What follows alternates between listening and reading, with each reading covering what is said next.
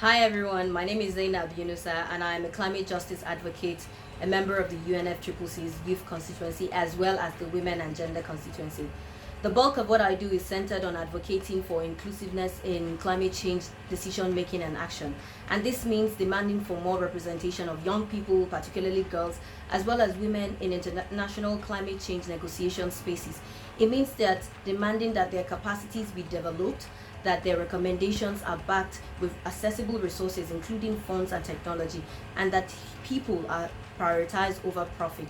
One of the major challenges that I've faced is the lacking or poor political will of decision makers to back their commitments with resources or fulfill their pledges.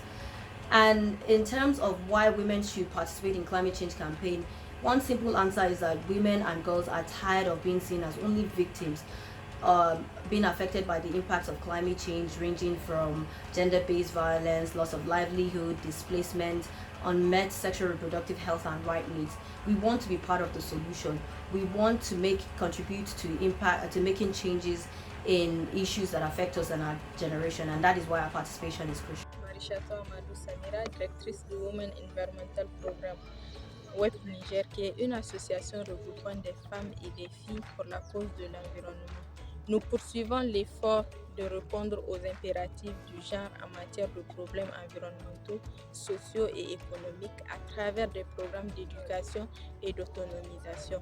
Nous œuvrons également pour un monde où hommes et femmes utilisent la nature pour vivre et se développer.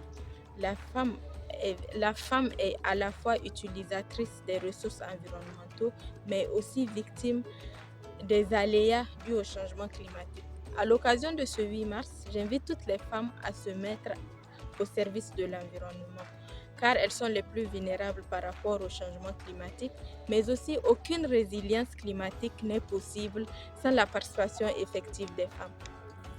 I'm Mrs. Oji Chonya, the Executive Director of Web Togo.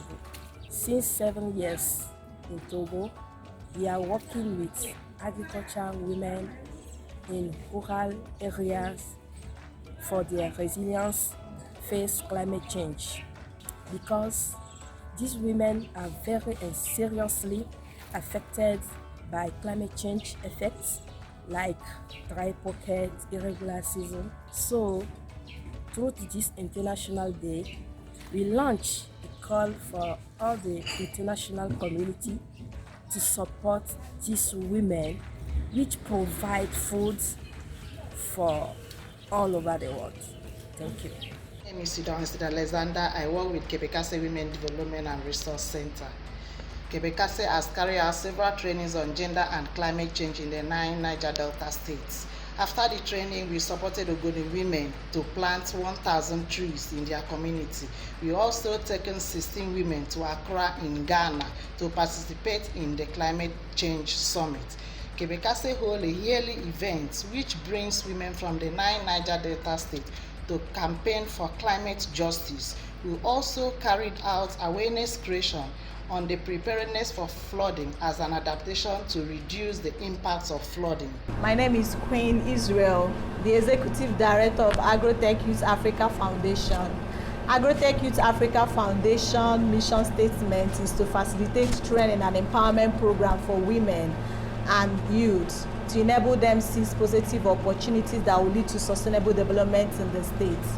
When it comes to climate change and environmental degradation, they represent threats to poverty reduction and to achieving the SDGs. They impact health, food security, nutrition and livelihood, and women and children are the most impacted.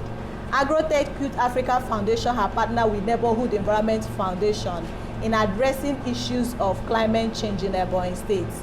We've conducted several community engagements and trainings and advocacies, in some of the mining communities in the states. We have trained some of the women on climate smart agriculture, tree planting, and we have advocated to address the issue of impact of mining in the environment, which have affected most of their arable land and also have contaminated their source of water. Then when you look at challenges facing us is the issue of resources. We need more funding to get more women empowered and become climate smart. Then talking about how to improve women participation in area of climate change campaigns. We need to increase climate education for all women, to make them to build their resilience and their capacity. This will help them to really contribute and bring out climate solutions. Good day, everyone. My name is Azike Ogechi. I'm the Program Officer, Noble Delta Women for Peace and Development International. As we all know, climate change is one of the major threats facing our planet today. Our organization, in our efforts to curb the effects of climate change, are working to strengthen women's voices to search for solutions in mitigating and adapting to the impacts of climate change. We are currently working on renewable energy access to household and women's small-scale business through access to solar systems at a very reduced cost. One of the challenges being faced by women in our community today is the economic impact of land pollution from oil spillage.